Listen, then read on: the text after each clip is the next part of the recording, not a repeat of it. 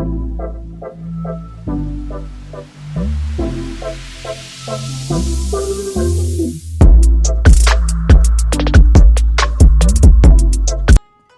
po sa ating lahat.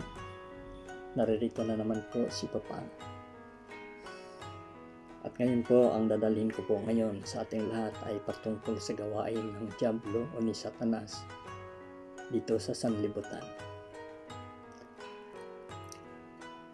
Titingnan po natin ang banal na kasulatan at ating pagbulay-bulayan. Samahan po ninyo ako guys sa oras na ito, mga kaibigan, mga kapatid. Pagbulay-bulayan natin ang buhay na salita ng ating Panginoon. Dito po sa Juan chapter 10 verse 10, sabi po dito, kaya lamang pupunta rito ang magnanakaw ay upang magnakaw, pumatay at magwasak. Naparito ako upang ang mga tupay magkaroon ng buhay, isang buhay na ganap at kasiyasiya. Maraming salamat Panginoon sa iyong banal at buhay at makapangyarihang salita, O God. At dadako muna tayo sa maikling panalangin. Hilingin natin sa Diyos ang kanyang gabay. Dakilang Ama, maraming salamat Panginoon sa oras na ito na ipinagkaloob mo sa bawat isa sa amin, Panginoon. Lord God, tunay nga po Diyos, batid mo God ang lahat sa aming mga buhay. Kaya Lord, bago kami dumako sa aming pag-aaral o pagbulay-bulay ng iyong banal, buhay at makapangyarihang salita, humihiling po kami Panginoon ng kalinisan ng aming mga puso at isipan. Humihiling po kami Panginoon ng kapatawaran sa lahat ng aming mga pagkukulang sa iyo, sa lahat ng aming mga pagkakasala, Panginoon.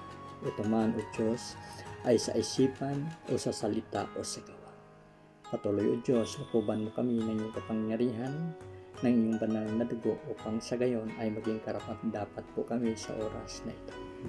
Pangunahan mo po kami, Panginoon, dalangin namin ang karunungan at kaunawaan ng iyong banal at buhay at makapangyarihang salita upang sa gayon ang iyong banal at buhay at makapangyarihang salita ay makapasok sa aming mga buhay na siyang magdadala sa amin ng tunay ng pagpapala at mula sa iyo. Maraming salamat, Panginoon, at purihin ka, O Diyos. Sa iyo, God, ang lahat ng kalwati at karangalan at kadakilaan sa makapangyarihang pangalan ng Panginoon Hesus.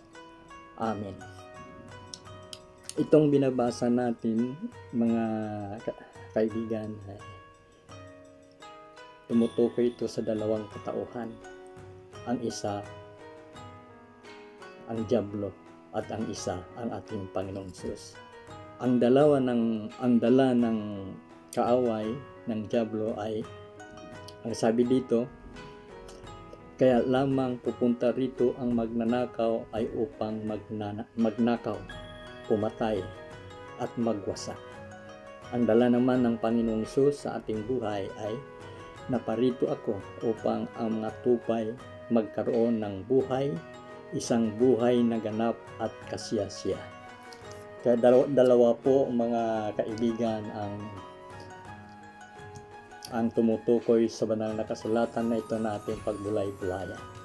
At tutungo tayo sa mga sulat ni Job at naroon ang tinutukoy ko na si Diablo o si Satanas. Basahin ko mga kaibigan dito sa Job chapter 1 verse 6 hanggang 12 para lalo nating maintindihan. Ang sabi dito sa verse 6, dumating ang panahon na ang mga anghel ng Diyos ay humarap kay Yahweh at kasama si Satanas. Tinanong ito ni Yahweh, ano ang gawain mo ngayon? Sabi ni Satanas, nagpaparuot parito sa lahat ng sulok ng daigdig. Sagot ni Satanas. Sa verse 8, sabi dito, napansin mo ba ang lingkod kong si Job? Tanong uli ni Yahweh, wala siyang katulad sa daigdig. Malinis ang kanyang pamumuhay, siya'y mabuting tao, may takot sa akin, at hindi gumagawa ng masama, dugtong pa ni Yahweh. Sumagot si Satanas, si Job kaya ay matatakot sa iyo ng walang dahilan? Yan ang tanong ni Satanas sa verse 9. Sa verse 10, Sabi niya ni Satanas, bakit nga hindi siya matatakot sa iyo? Gayong pinagpala mo siya. Iniingatan mo pati ang kanyang sambahayan at ari-arian. Sabi niya sa verse 11, subukin mong huwag siyang pagpalain, bagkus ay sirain ang lahat niyang tinatangkilik kung di ka niya sumpain. Sabi ng Panginoong Yahweh, sabi niya sa verse 12, sinabi ni Yahweh kay Satanas, o sige, gawin mo ang gusto mong sa kanyang mga ari-arian. Huwag mo lamang siyang sasaktan. At si Satanas ay umalis sa harapan ni Yahweh. Dito po nagkaroon ng pag-uusap ang Diyos at ang si Satanas. Dahil dito sa verse 6, sabi dito na dumating ang panahon na ang mga anghel ng Diyos ay humarap kay Yahweh. Hindi lang yung mga anghel ng Diyos ang humarap kay Yahweh, kundi pati sabi dito at kasama si Satanas. Kasama si Satanas. Sa verse 7, sabi dito, tinanong ito ni Yahweh, ano ang gawain mo ngayon? Tinanong ni Yahweh na ating Diyos si Satanas. Tapos ang sagot ni Satanas, nagpaparuot pa rito sa lahat ng sulok ng daigdig.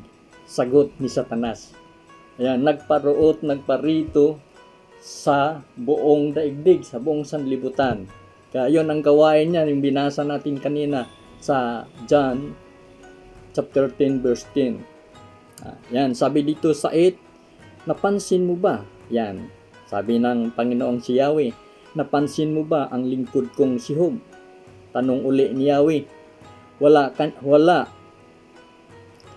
siyang katulad sa daigdig. Walang katulad daw si Job, ang lingkod ng ating Diyos.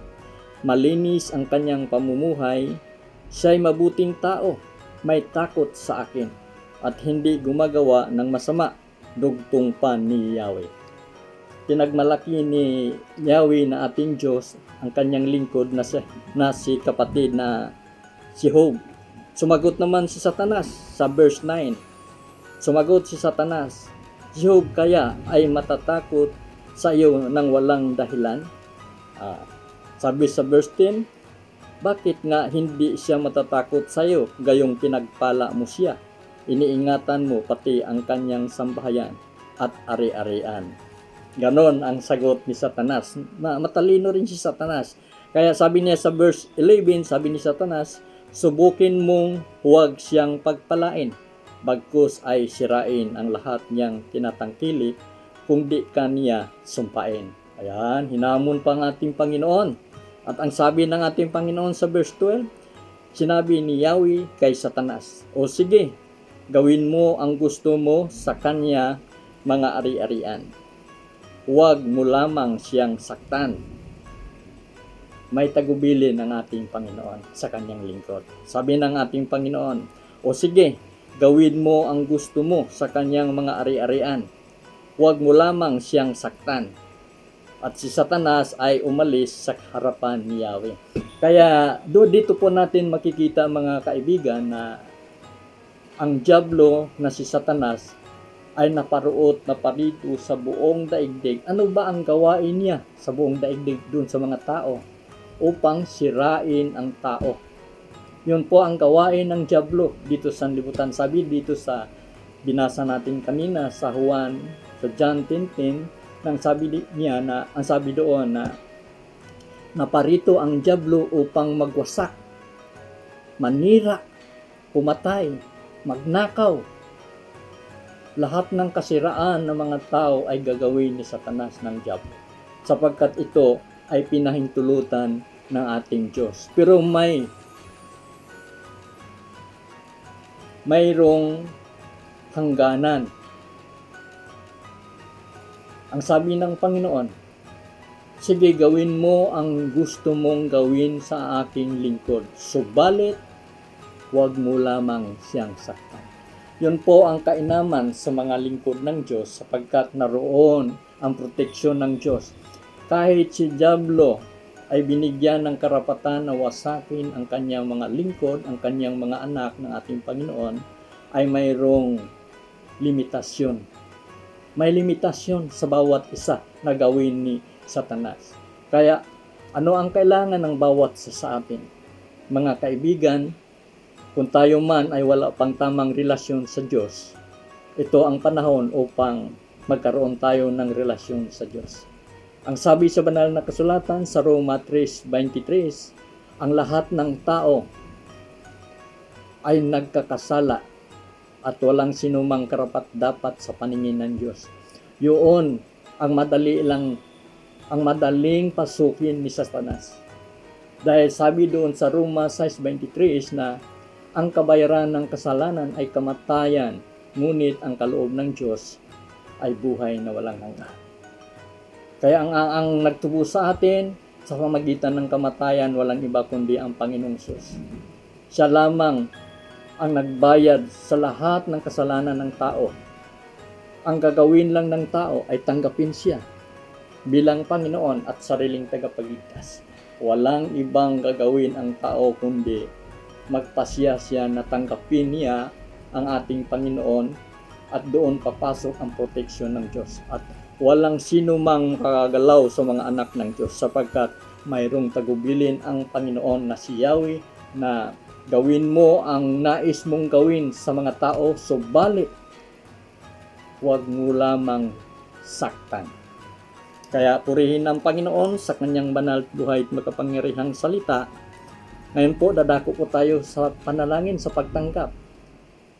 Ang sino mang sa atin nais na magkaroon ng proteksyon ng Diyos, ay gawin natin ito. Tanggapin natin siya bilang Panginoon at sariling tagapagligtas, at tayo ay magiging anak ng Diyos. Sabi sa Juan chapter 1 verse 12 na ang sino man tumanggap sa ating Panginoong Hesus ay bibigyan ng karapatan na maging anak ng Diyos. Kaya mga kaibigan, magpasya tayo ngayon. Manalangin tayo sa Panginoon at tanggapin natin siya. Alam ng Diyos ang lahat sa ating buhay at walang maitago sa Kanya. Kaya dadalangin tayo sa Panginoon. Dakilang Ama, susunod lang po kayo sa maikling panalangin ito mga kaibigan. Dakilang Ama, maraming salamat po Panginoon sa mabuting balita ng kaligtasan sa oras na ito na aking napakinggan Panginoon. Lord God, tunay nga po Diyos, ako'y makasalanan. Kaya humihiling po ako, Panginoon, ng kapatawaran sa lahat ng aking mga pagkukulang, sa lahat ng aking mga pagkakasala mula pa noon hanggang ngayon. Lord God, binubuksan ko po ang aking puso, ang pintuan ng aking buhay at tinatanggap kita bilang Panginoon at sariling tagapagligtas. Pumasok ka, Panginoon, sa aking buhay at mananahan ka sa aking puso at isipan. Maraming salamat po Panginoon, at huwag mong kaligtaang isulat ang aking pangalan sa aklat ng buhay. Purihin ka o Diyos, purihin ang kataas-taasan mong pangalan. Lord God, hallelujah, maraming salamat. Ako na lang ang manalangin.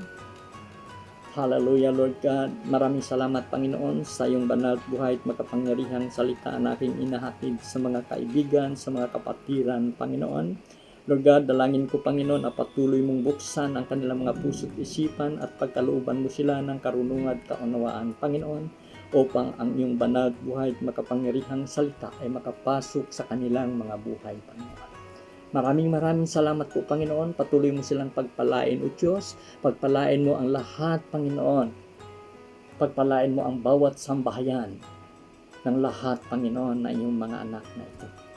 Maraming salamat po. Purihin ka o Diyos, sa iyo ugad ang lahat ng kalwati at karangal at kadakilaan.